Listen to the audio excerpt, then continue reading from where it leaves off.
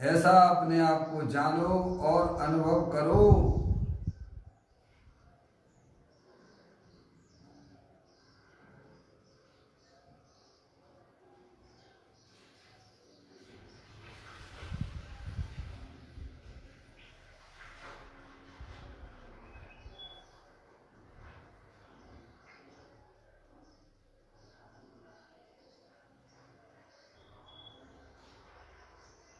इसी प्रकार से संसार अवस्था में आत्मा की पर्याय में जो पर के लक्ष्य से होने वाला ज्ञान है, वह परलक्षी ज्ञान की पर्याय भी मेरी आत्मा का स्वभाव नहीं है। इस प्रकार शरीर, रागादिक परिणतियां और परलक्षी ज्ञान की पर्याय से विभिन्न मैं तो एकमात्र अखंड ज्ञान ज्योति स्वरूप भगवान आत्मा हूँ, अतीन्द्रिय आनंद का पिटारा हूँ। ऐसा अपने आप को जानो और अनुभव करो।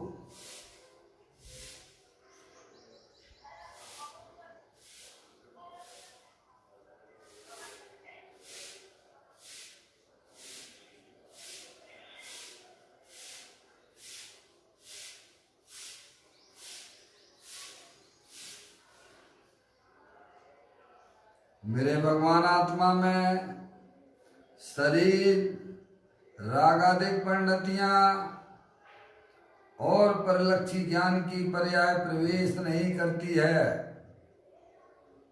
क्योंकि मेरा ये भगवान आत्मा सदाकाल शुद्ध विज्ञान घन स्वरूप वाला है। ऐसा अपने आप को जानो और अनुभव करो कि मैं तो तीनों काल शुद्ध विज्ञान घन स्वरूप भगवान आत्मा हूँ।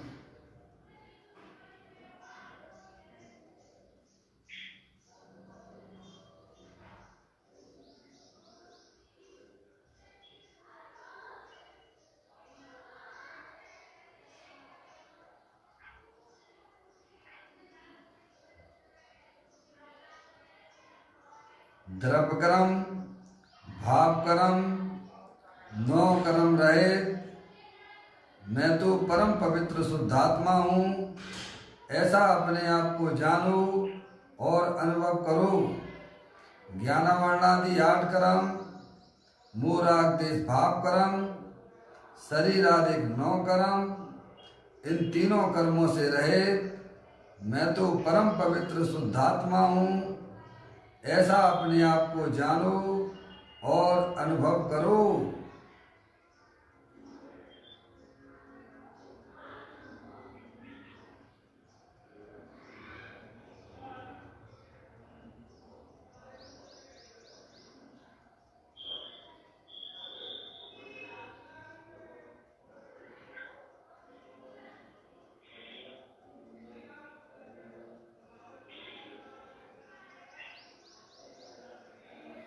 ओम नमः सिद्धेव्या।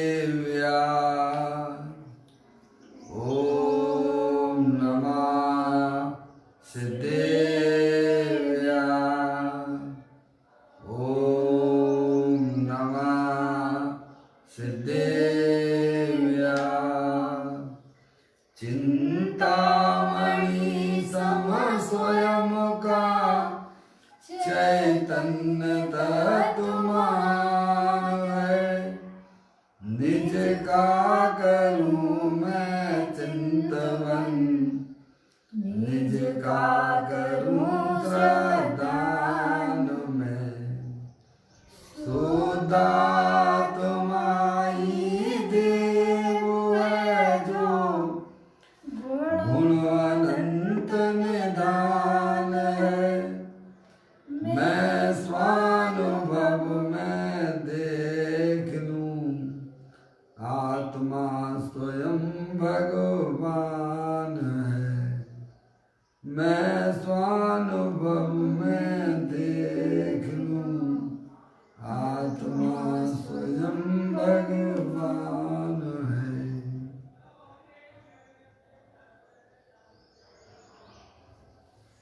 द्रव दृष्टि जिनेश्वर और पर्याय दृष्टि विनेश्वर की चर्चा महान ग्रंथ के माध्यम से हम आप यहाँ पर पढ़ रहे हैं।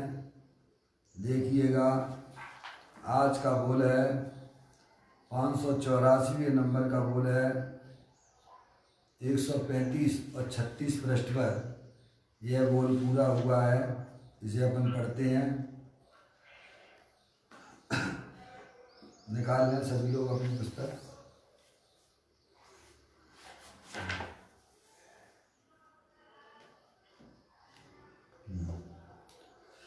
पढ़ते हैं।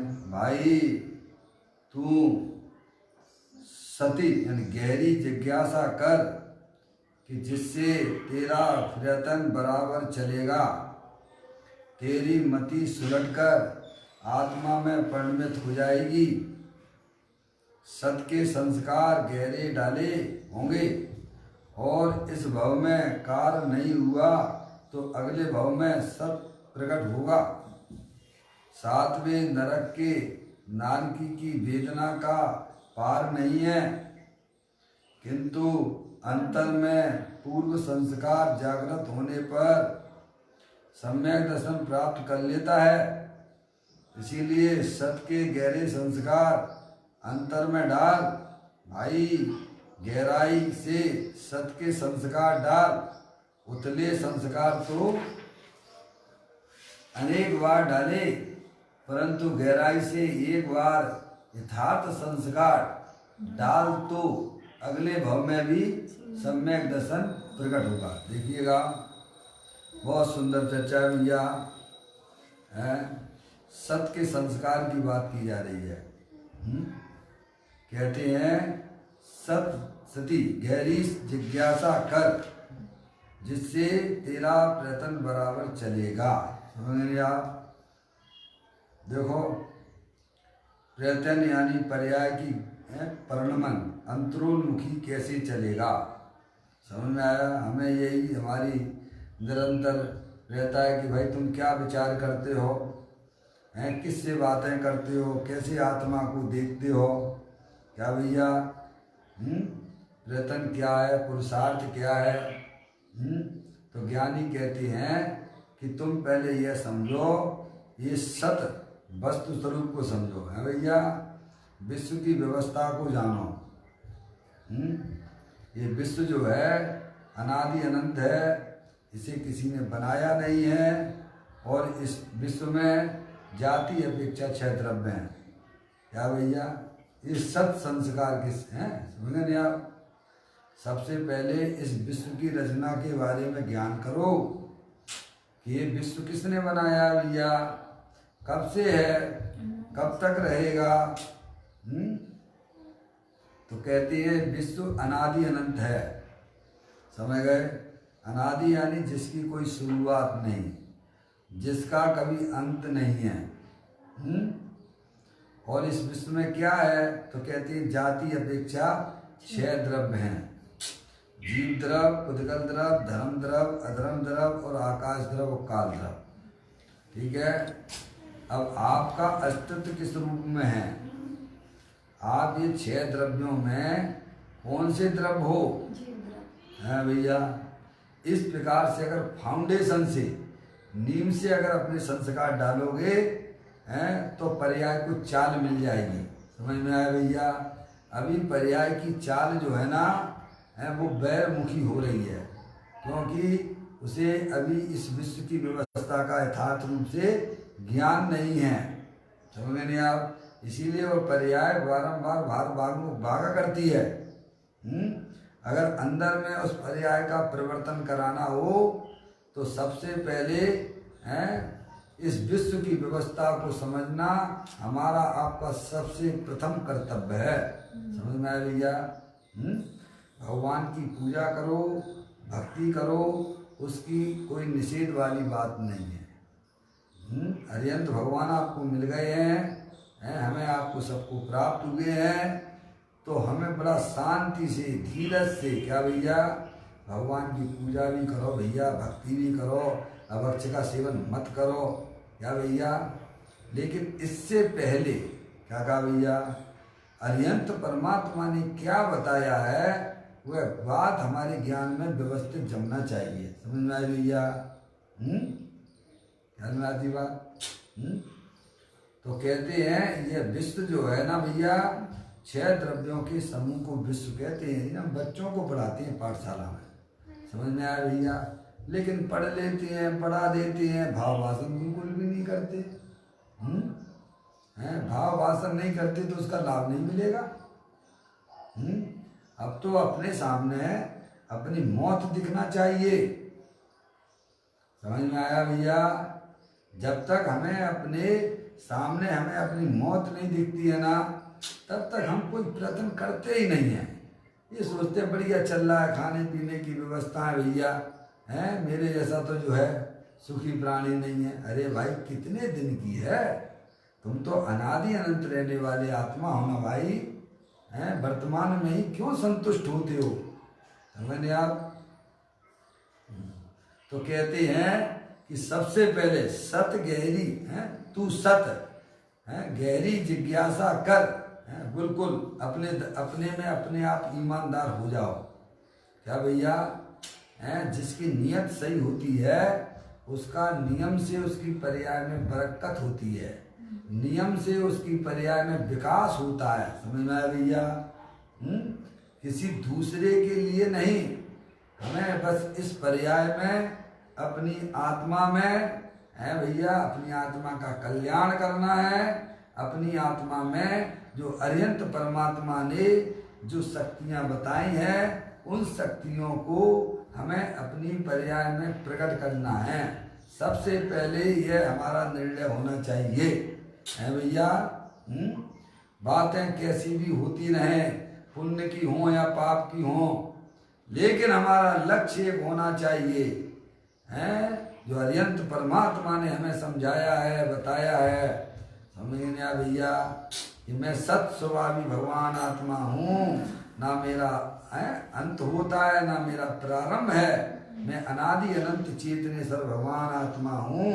यह बात हमारे श्रद्धान में ज्ञान में व्यवस्थित तरीके से जमे पहले।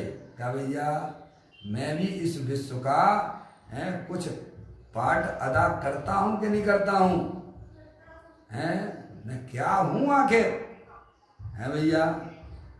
इसकी खोज में तो जाना चाहिए ना, इसकी गहराई में तो हमें चलना चाहिए ना।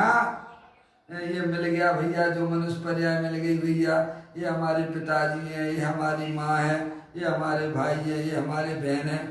अरे भाई हैं उतना ही सब कुछ मत समझो, हैं समझ गए? ये तो सब शरीर के साथी थे, तुम्हारे कहाँ हैं? तुम तो चेतनेश्वर भगवान आत्मा हो ना भाई, हैं? पहले अपना काम करो, है भैया?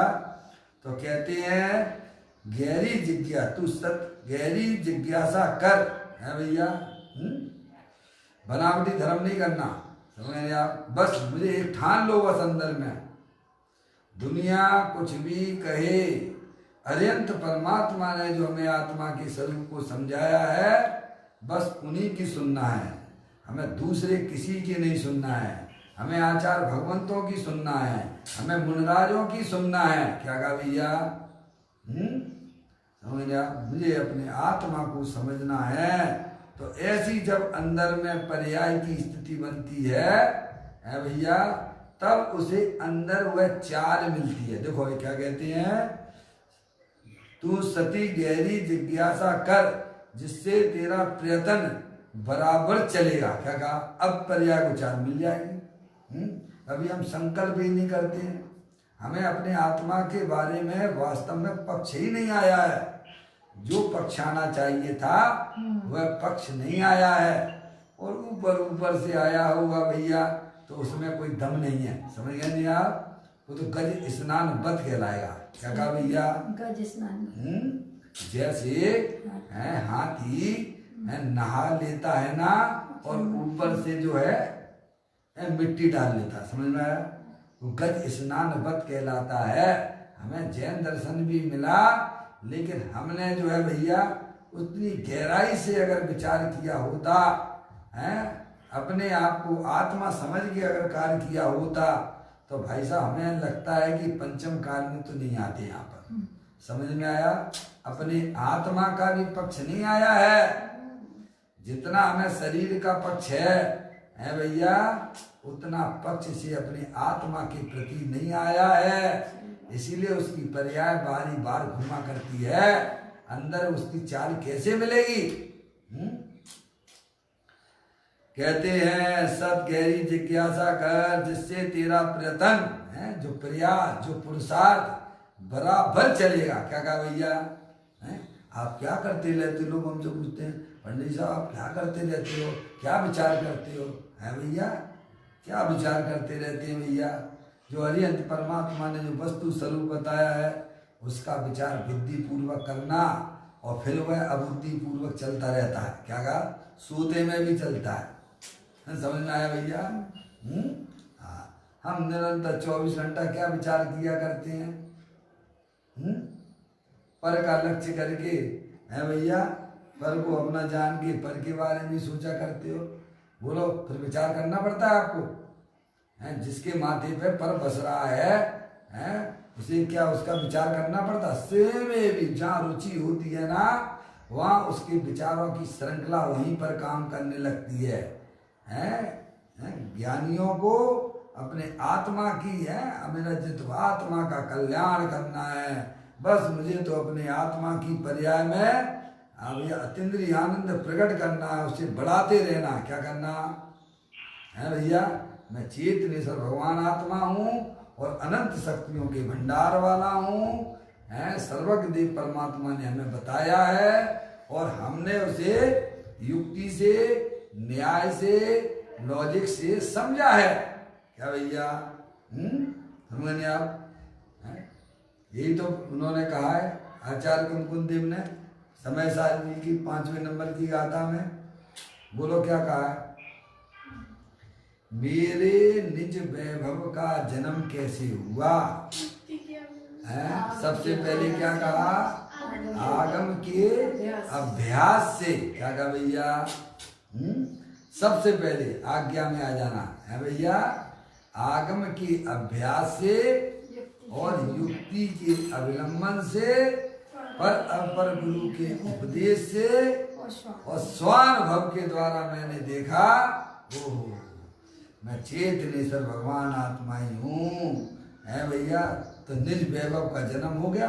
निज वैभव का जन्म यानी जो द्रव्य के अंदर शक्तियां थी उनकी पर्याय में अव्यक्ति हो जाना, वही तो निज वैभव का जन्म है भाई साहब। वही तो हमारा वैभव है भैया। हम किसको वैभव माने बैठे हैं? बोलो भैया,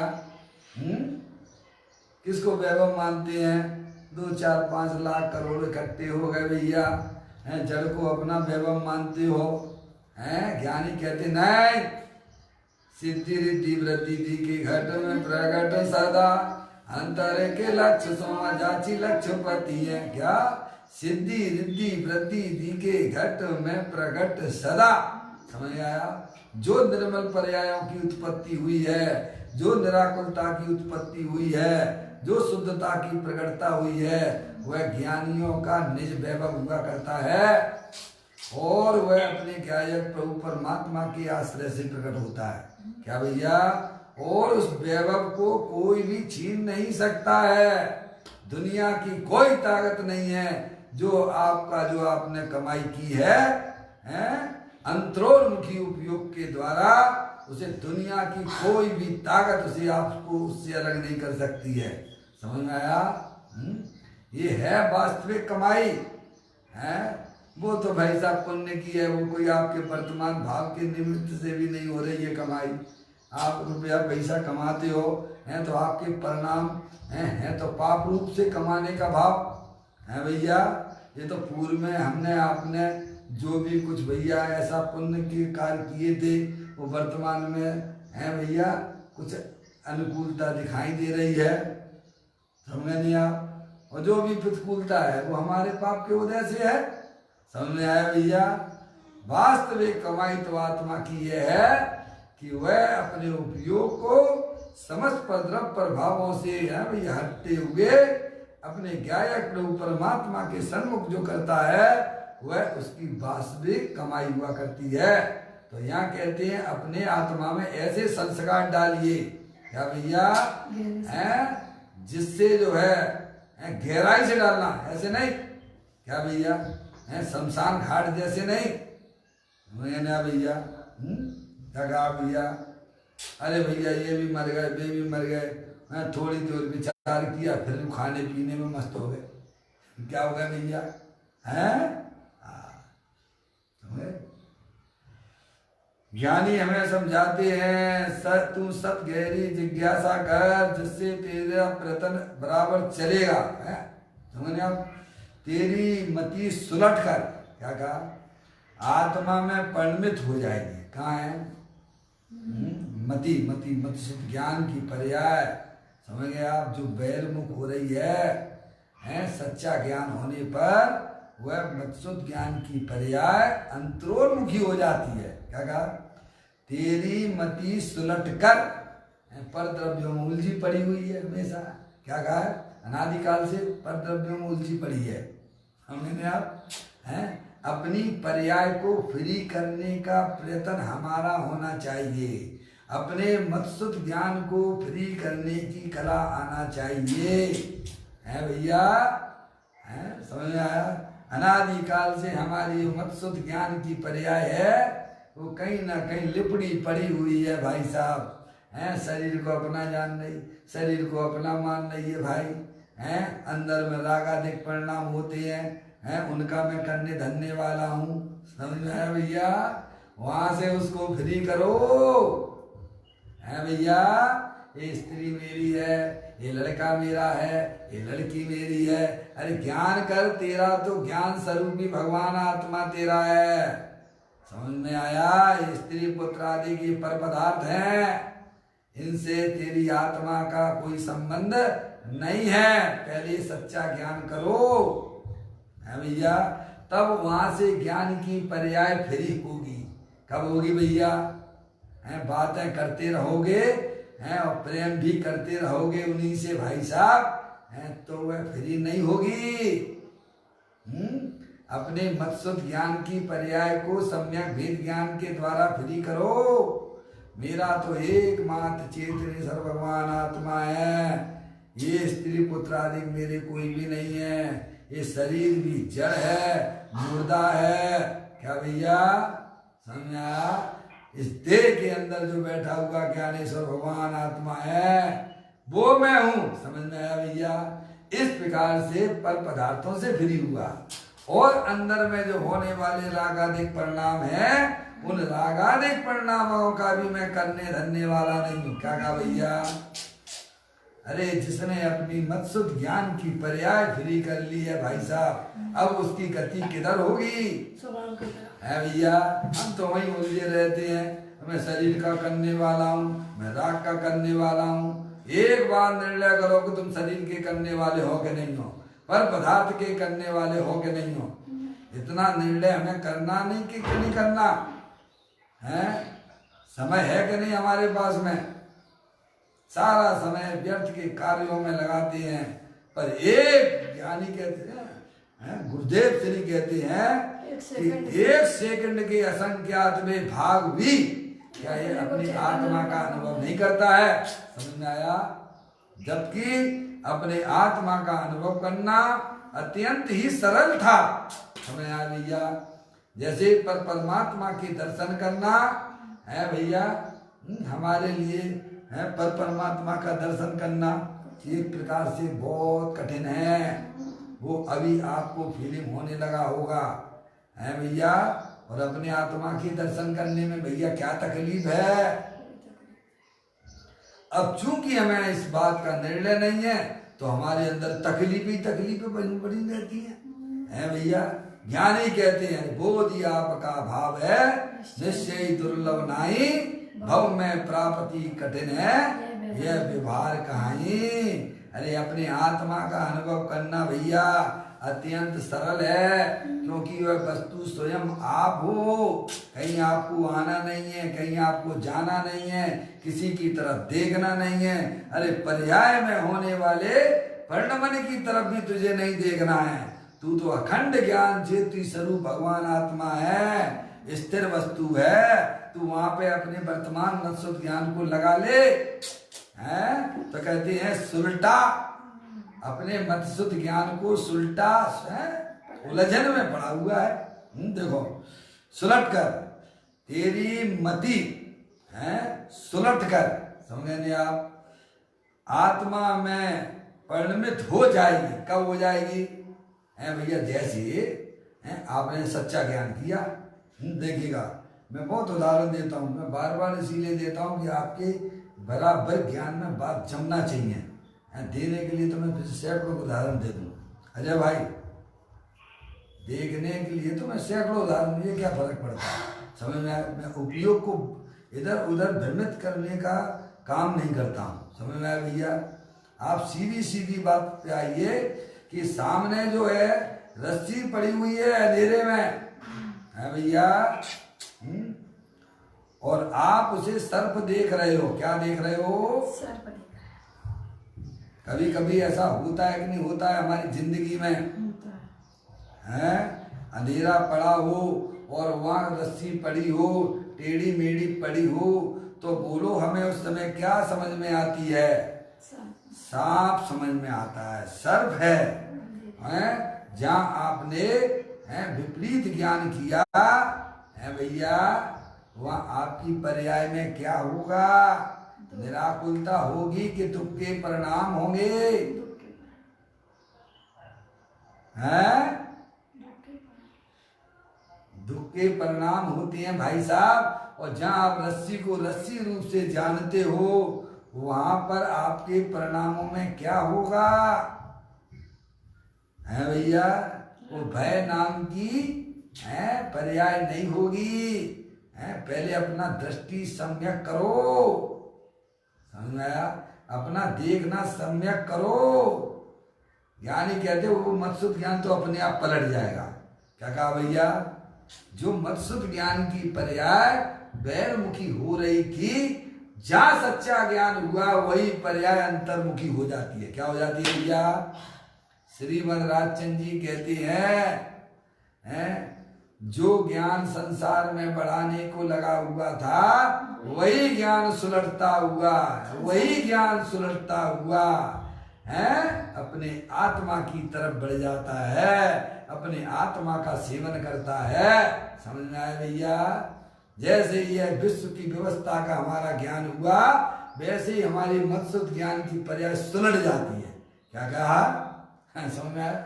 सबसे पहले कमर कस लो, इस विश्व की व्यवस्था को जानना हमारा सर्वप्रथम कर्तव्य है। क्या भैया? और इस विश्व में हमारा क्या रोल है, समझ में आया भैया? अरे आप हो के नहीं हो, आपका अस्तित्व है कि नहीं है, तो किस रूप में होगा? है कोई कल्पना है क्या? है पंच इंद्रिय के विषय कल्पना रूप है, उन्हें हम सत्य माने बैठे हुए हैं। और जो सब सवारी भगवान आत्मा है, उसकी हमें खबर ही नहीं है। किसने देखा आत्मा, किसने देखा? अरे और तुम कौन हो? हैं किसने क्या देखा? हैं स्वयं जानता रहता है तू, इसीलिए तो गायक है। अरे इसको जाना उसको जाना, इससे कुछ संबंध नहीं, सदा जानता रहता है तू, इसीलिए तो गायक है, इसीलिए तो तू आत्मा है। क्या भैया? जब विश्व की व्यवस्था आप गहराई से जानने के प्रयत्न करते हो, हैं 6 द्रव्य हैं और सभी द्रव्यों की पर्याय अपने स्वकाल में होती हैं। क्या जानना भैया? हैं एक पर्याय दूसरी पर्याय का भी कर्ता धरता नहीं है, एक द्रव्य की पर्याय का दूसरा द्रव्य भी कर्ता धरता नहीं है। इस विश्व व्यवस्था को जहां इतना अच्छा ज्ञान जिसकी पर्याय में होता है, वहां वह पर्याय, वहां वह मत्सुत ज्ञान की पर्याय है पर सन्मुखता छोड़ देती है। क्या कहा भैया? अब कहाँ रह गया उसको पर्याय? तो जगह तो कहीं चाहिए कि नहीं चाहिए बैठने के लिए? पर्याय को है भैया जहाँ सच्चा ज्ञान हुआ है, आगे बात समझ में? इतना इतना इतना ये होता है उसमें विश्व के ज्ञान के अंदर। देखो यहाँ कहते हैं गहरी जिज्ञासा कर, सत्य की गहरी जिज्ञासा कर, जिससे तेरा प्रयत्न बराबर चलेगा। बराबर चलेगा। समझ गए नहीं आप? अब ये तो प्रयत्न अपन क्या करते हैं, ये तो भैया है पूजा किसने की है, अरे मैंने की है, तो ये तो तुम्हारा उल्टा हो गया, ये तुम्हारा प्रयत्न कहाँ हुआ। हम पूरा समय जो है भगवान की पूजा में लगाते हैं भैया, पूरा समय तो लगाते ही नहीं है। समझ गए आप? हम धर्म के नाम के ऊपर बात करते हैं क्या भैया, कहाँ लगाते हैं? थोड़ा बहुत समय जिंदगी का मिलता है, कहाँ आजकल है सबको, किसी को खाने की फुर्सत नहीं, बनाने की फुर्सत नहीं, किसी को कमाने की फुर्सत नहीं है। पाप के कार्यों में अधिकांश समय हमारा जाता है, थोड़ा बहुत समय उसमें से निकाल लेते हैं मनुष्य पर्याय का है, और अपने आप को भगवान की पूजा कर ली, भक्ति कर ली, और मान लगे कि सिंचन की क्रिया मैं करने वाला हूँ। क्या मान लिया तुमने है, क्या माना? तो ये तो उल्टी प्रवृत्ति हो गई ना भाई साहब है। जड़ की क्रिया जड़ में होती है, शरीर की क्रिया शरीर में हो रही है, आत्मा की क्रिया आत्मा में होती है, और रागादिक की क्रिया रागादिक में होती है। समझ में आया कि नहीं आई भैया? क्या बात है ना आपकी, बोलता हूं मैं हमेशा। संबर अधिकार की 181, 182, 183, उपयोग में उपयोग है, उपयोग नहीं क्रोध आदि में है, क्रोध क्रोध विषय निश्चय, क्रोध नहीं उपयोग में। क्या मतलब? उपयोग यानी जानने देखने वाला पदार्थ, समझ में आया है, वो अलग है, और आत्मा में जो विकार के परिणाम होते हैं वे अलग हैं। समझ में आया भैया? उपयोग में उपयोग को उपयोग नहीं क्रोध आदि में है, क्रोध क्रोध विषय निश्चय, क्रोध नहीं उपयोग में। अंदर परिणामों में जो विकार आदि की परिणतियां होती हैं वो विकार विकार में है, और वहां जानने देखने वाला भगवान आत्मा अपने में रहता है। समझ आए? फिर कहते हैं उपयोग है नहीं अष्टविध कर्म और न कर्म में, बेकर्म और न कर्म भी कुछ है नहीं उपयोग में। क्या कहा? उपयोग नहीं है अष्टविध, आठ कर्मों में 8 कर्म जड़ है, और जानने देखने वाला भगवान आत्मा अलग है। कर्म और 9 कर्मों में भी वह जानने देखने वाला नहीं है। समझ में आया भैया? वे अलग हैं और ये अलग है। एक कर्म और 9 कर्म में भी नहीं है उपयोग, इधर से लेना उधर से ले लेना। और फिर जब ऐसा सच्चा ज्ञान जिस जीव को प्रकट होता है, क्या कहिया, ये सत स्वरूपी भगवान आत्मा के संबंध में आपके समीचीन विचार हैं, तो फिर क्या होता है? फिर कहते हैं ऐसा अविपरीत ज्ञान जब ही प्रकटता है जीव को, तब अन्य नहीं कुछ भाव है, उपयोग शुद्धात्मा करे। क्या भैया? जब जीव को इस प्रकार का सच्चा ज्ञान होता है, क्या भैया, आत्मा जानने रूप परिणमन कर रहा है, और रागादिक परिणाम रागादिक रूप परिणमन करते हैं, शरीर रूप परिणमन करता है, 8 कर्म रूप परिणमन करते हैं। समझ आया भैया? ये वास्तविक सच्चा ज्ञान है। उस समय वह उपयोग एक शुद्धात्मा का वर्ण करता है। ये है गहरे संस्कार का मतलब। क्या भैया? वस्तु स्वरूप को यथार्थ जानना है भैया। समझ गए आप? यहाँ यह कहा जा रहा है तू सत गहरी जिज्ञासा कर, जिससे तेरा प्रयत्न बराबर चलेगा। हैं? अब उल्टे चलोगे, मैं बोलने वाला हूं तो उल्टा हो गया। क्या हो गया भैया? हैं? शब्द में है, ये सच्चा है। समझ गए आप? राग में है, मैं तो जानने देखने वाला भगवान आत्मा हूं।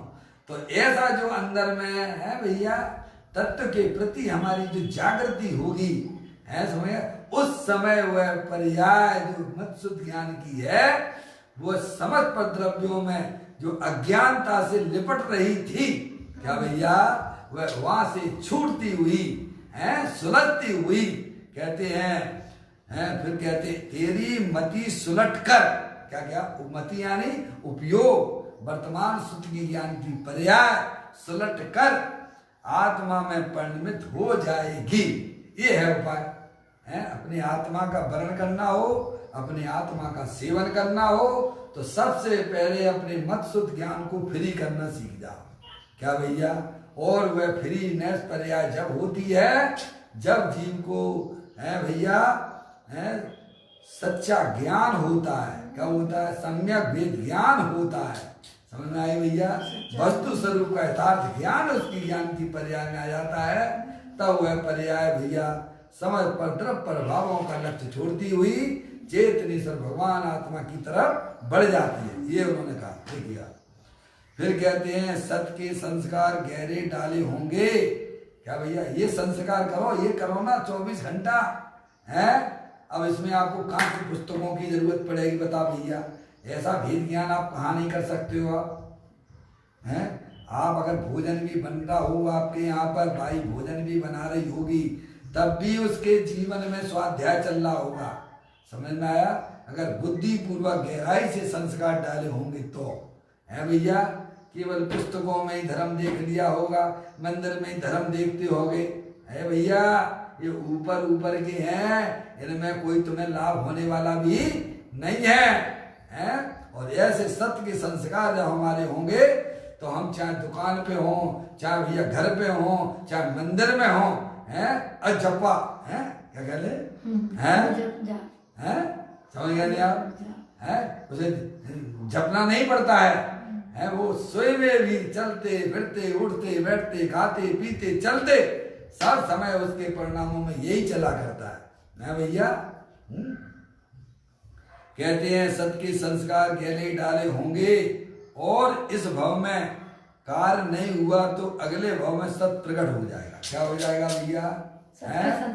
ये सत के संस्कार, मैं बोलने वाला नहीं हूँ है, ये बोलने की क्रिया भैया भाषा वर्णना की है, ये शरीर को मैं हिला डुला नहीं सकता हूँ, मैं तो चेतनेश्वर भगवान आत्मा हूँ, जानने देखने वाला हूँ। ये राग आदि पंडितियाँ हर समय नई नई पैदा होती हैं, मैं इनका कोई करने धरने वाला नहीं हूँ। ऐसा जो बुद्धि पूर्वक संस्कार डाले जा रहे हैं भैया, मैं तो सदा काल जानने वाला हूँ, चाहे भले इस भाव में उसको अपनी आत्मा का मिलन ना हो पाए पर्याय का, लेकिन उसकी दशा अब जो है अपने गायक के ऊपर परमात्मा तक की तरफ बढ़ रहा है। समझ में आया भैया?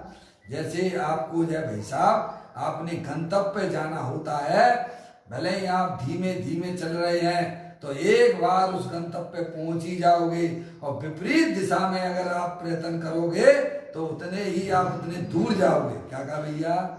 ऐसे संस्कार डालो है। मैं तो मैं शरीर की क्रिया करने वाला हूँ, मैं राग को करने वाला हूँ है भैया, मैं बोलने वाला हूँ। अरे तुम जानने देखने वाले भगवान आत्मा हो। इस प्रकार के हमारे सत्य के संस्कार, भले ही अभी उस पर्याय में सम्यक दर्शन नहीं हुआ है, लेकिन इतनी निराकुलता हो जाती है भाई साहब, मैं आपको क्या कहूँ। समझ में आया भैया? है ऐसा कोई वस्तु स्वरूप है भैया। मिथ्यात अवस्था में भी उसकी पर्याय में निराकुलता होने लगती है भाई साहब, है उसका पुरुषार्थ अंतरोन्मुखी चल रहा है, और बाहर की भैया दिखाए वाला काम है।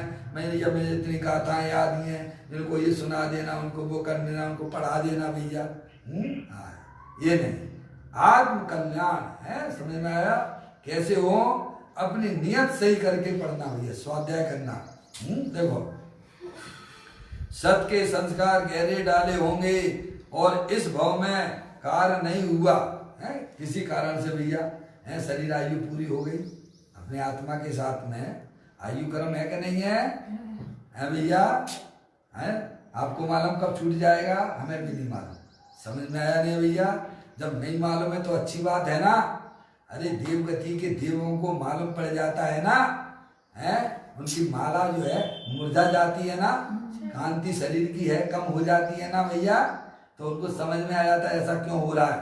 तो वो देखते हैं ना, तो भैया वो जो है ना, वो बकरी के पेट में मेरा जन्म होने वाला है क्या भैया, तो आर्त ध्यान करते हैं भैया, दुखी होते हैं, इतना मेरा वैभव छोड़ के जाना है भैया, अब कहाँ जाएंगे, क्या करेंगे भैया।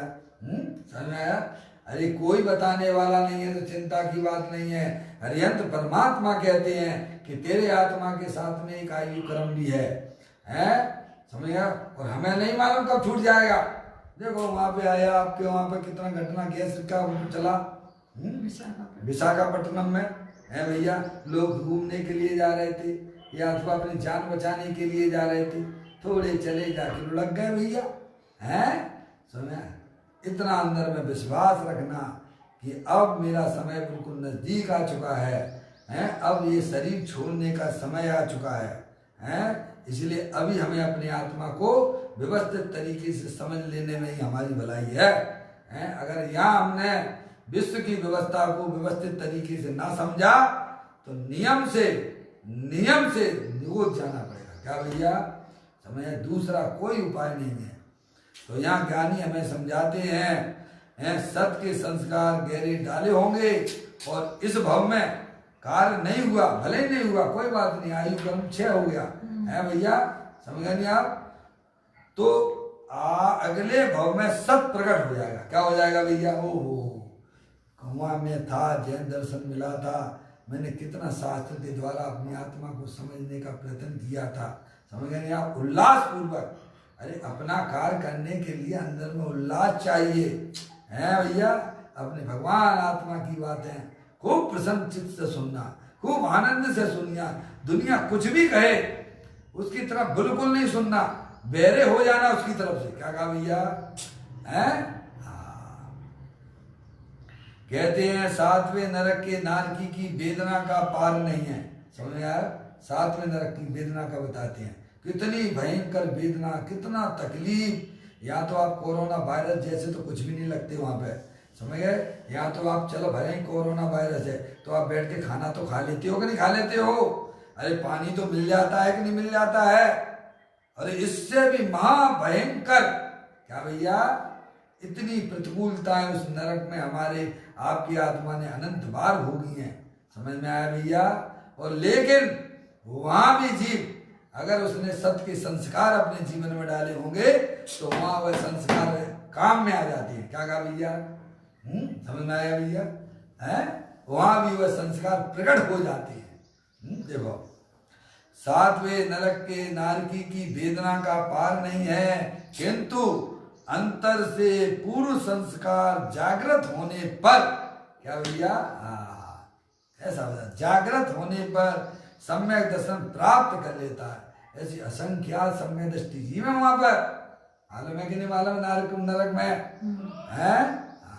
ऐसे संस्कार नहीं ले पाए, अंतरोन्मुखी उपयोग के द्वारा भैया अपने जन्मदेव परमात्मा के द्वारा अपने आत्मा को सुना समझा, बारंबार अभ्यास में रहे, उसी में लगे रहे, हैं। सम्यक दर्शन नहीं हो पाया, कोई बात नहीं है, आयु पूरी हो गई, हैं। जहाँ भी गया है पूर्व भव में जो भी बंद हुआ है, कर्मों के जो कर्म बनती आयु बनती है ना, जैसे राजा शरण्य को थी, है। राजा शरण्य को 7वें नरक का बंद हुआ था, उसके परिणामों में ये चल रहा था कि ऐसे दिगंबर संत नहीं होना चाहिए, है। तो उसने जो है उनके ऊपर है मरा हुआ सर्प डाल दिया था। उस समय उसकी आयु का त्रिभाग पड़ा, वहाँ उसको 7वें नरक का बंद हुआ, है। बाद में 2-4 दिन के बाद है जब वह सर्प जो है उनके गले से उतारा गया, है, मुनराज के, हैं, समझ गए, सर्प दूर हुआ, है। तब उसको जो है उन मुनराज ने उनको है उनको आशीर्वाद दिया, क्या किया, दोनों को दिया, है। उपसर करने वाले के प्रति द्वेष नहीं, उपसर निवारण करने वाले के प्रति राग नहीं, दोनों को एक साथ उपदेश दिया, धर्म की प्राप्ति हो, धर्म वृद्धि हो। क्या कहा, देखा कैसा ही सब तत्व का बल होता है। ओ वह राजा है, ओ ऐसे मुनराज होते हैं, ऐसे उसे अपने किए हुए हैं पाप कर्मों का पश्चाताप हुआ और छायक सम्यक दृष्टि हो गया, क्योंकि बंद उसका जो है मिथ्यात अवस्था में हुआ था। आगे बात समझ में भैया, वहां जाकर भी कितनी उसकी स्थिति कम हो गई है, 33 सागर से घट के हैं, समझे कितना 10,000 वर्ष हो गए भैया। इतना सम्यक है, सम्यक जो वेद ज्ञान जो होता है उसके बल से इतनी स्थितियां कम हो जाती हैं। इसीलिए मैं कहता हूं, अरे पुण्य के पीछे नहीं भागना है, अपने आत्मा के बारे में यथार्थ जानकारी करना, समझ गए। पुण्य तो तुम्हारे पीछे पीछे भागेगा। किसान होता है, कोई जो है भूसे के लिए खेती नहीं करता है, भूसा तो सहज में होता है, दाने के लिए खेती करता है। इसलिए हमारी दृष्टि अपने आत्मा को जानने के प्रति होना चाहिए। जिसे हमने अनंत काल पहले नहीं जाना है उसे यहाँ जानने का प्रयत्न हमारा होगा। पुण्य के पीछे भागने से कुछ नहीं है। अरे कसाई की मंदता इतनी हो जाती है भाई साहब तत्व के विचारों में कि उसकी क्या कल्पना की जाए। तो कहते हैं 7वें नरक के नारकियों की वेदना का पार नहीं है, किंतु अंतर में पूर्व संस्कार जागृत होने पर सम्यक दर्शन प्राप्त कर लेता है। इसीलिए सत के गहरे संस्कार अंतर में डाल, ये है, ये ज्ञानियों का उपदेश हुआ करता है। समझेंगे आप? सत स्वरूपी विश्व की व्यवस्था को सबसे पहले समझिए आप, है नहीं? तो कहते सत संस्कार डाल भाई गहराई से। गहराई का मतलब ये है ऊपर ऊपर उथलेपन नहीं, समझ में आप? दूसरों को सुनाने के लिए धर्म नहीं करना, क्या भैया हम इनको पढ़ा देंगे, हम इनको समझा देंगे, क्या हो जाएगा तेरे को? हो सकता है पूर्व में तेरे को भी कोई समझाने वाला मिल जाएगा। अरे वे तो चले जाएंगे ना प्रभु। अपना लक्ष्य करना, हर चीज में अपना लक्ष्य करना, अपने आत्मा का लक्ष्य करके क्रियाएं करना। समझ में आया भैया? हाँ, कहते हैं गहराई से सत के संस्कार डाल, उस उतले संस्कार तो अनेक बार डाले। कहते उतले संस्कार कैसे डाले हैं? हमारा आपका जीव कितनी लब्धियां होती हैं भैया, ध्यान से बोलो भैया। हैं? अरे वो केवली भगवान की लब्धि की बात नहीं है, 5 लब्धि है, प्रायोग लब्धि है ना, 4थे नंबर की है। तो 5 लब्धियां बताई ना सम्यक दर्शन के पहले है। कौन कौन सी? क्षयोपम लब्धि, विशुद्धि लब्धि, देशना लब्धि, प्रायोग लब्धि, करण लब्धि है भैया। आगे बात समझ में? आगे 5 लब्धियां है ना, है।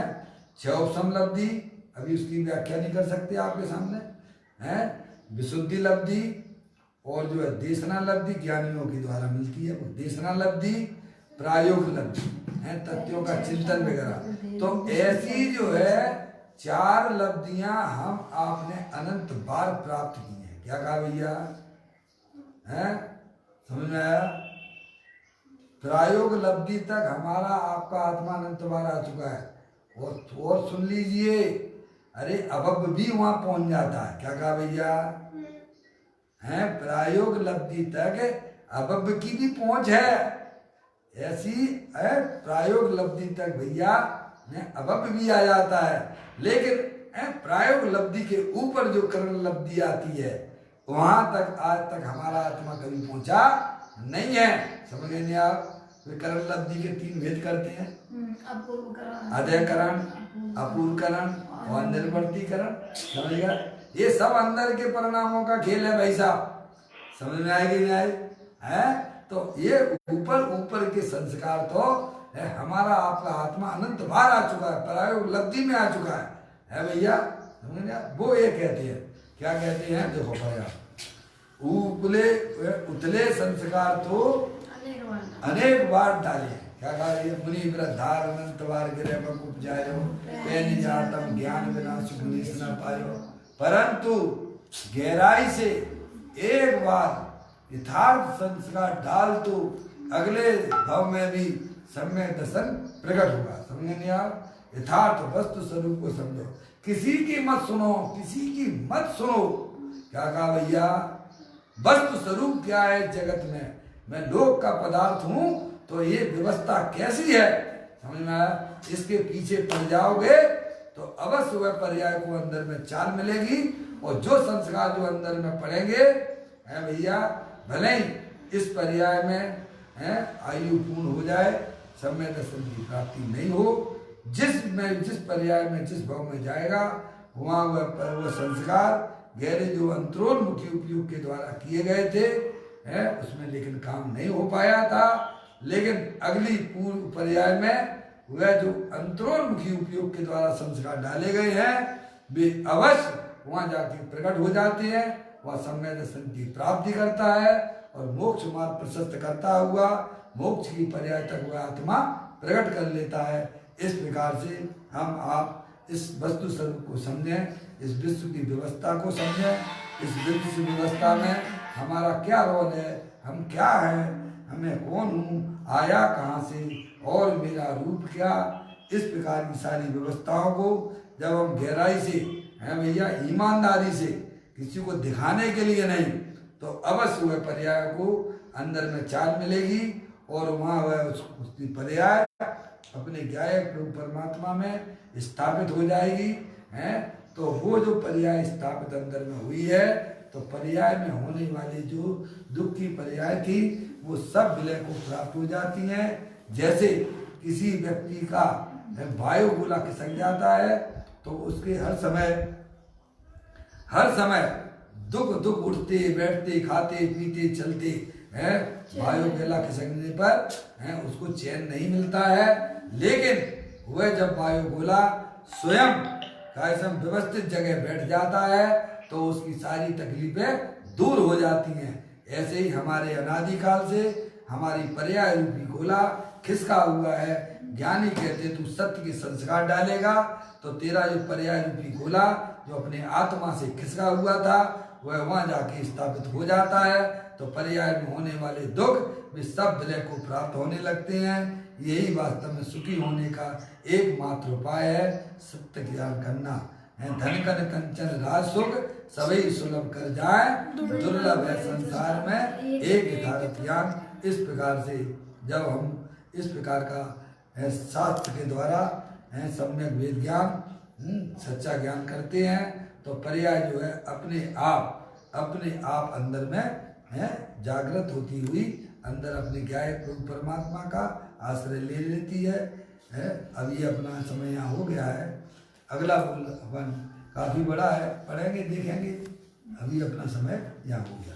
चैतन्य का स्मरण प्रति चढ़ करो, भव के अनंत दुख को पल में हरो रे, अक्षय अनंत निज सुख निदान पाओ, गाओ रे नित्य गीत गाओ। 9 नमो कर्मन